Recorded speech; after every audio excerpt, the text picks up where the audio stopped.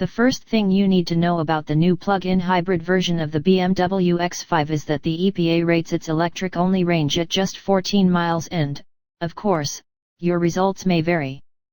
Which is another way of us saying that you'll need good luck to go even that far between charges. So you shouldn't expect the X5 xDrive40e to be a Chevy Volt writ large.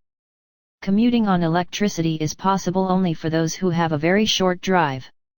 A 14-mile range would be just enough to allow you to traverse Manhattan from north to south, or vice versa, assuming mild traffic. Plus, the top speed in EV mode is 75 miles per hour, so if your commute includes any expressway driving, you're better off selecting the save battery mode and reserving the EV driving for city streets. Also, in EV mode the X5 xDrive40e needs 22.6 seconds to reach 60 miles per hour. That is just 0.8 seconds quicker than a 2011 Smart 4 ed. And it should be noted that using the inline 4 to charge the battery, as also occurs in save battery mode, is hardly an efficient practice. If saving dollars at the pump is your goal, leave the X5 in auto e-drive, hybrid, mode and plug it in as often as you can. We averaged just 21 mpge, which is lower than expected.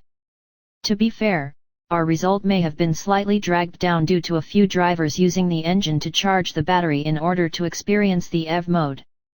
By comparison, an X5 xDrive40e returned 25 mpg in our hands. The diesel also boasts a 6 mpg advantage in the EPA highway ratings, at 31 mpg versus the 40E's gasoline-only 25 mpg score. The diesel also has a 1 mpg higher EPA city rating of 24 mpg. The diesel also is $4,400 less expensive.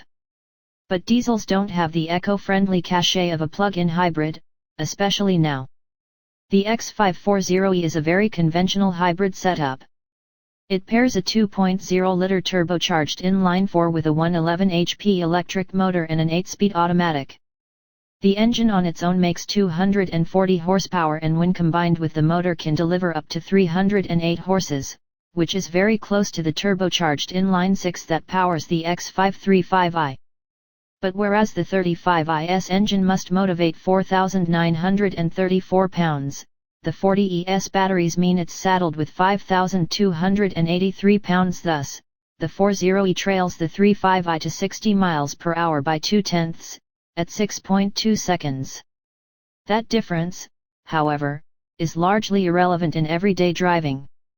There's never a feeling that a measly 2.0 liters isn't enough. The X540e has more than adequate power. Plus, the hefty 5-seater is dynamically sound. It carries its weight well, pitching and rolling like any big SUV, but without the extra commotion associated with poorly tuned dampers. This is no backroad carver, but it's not supposed to be.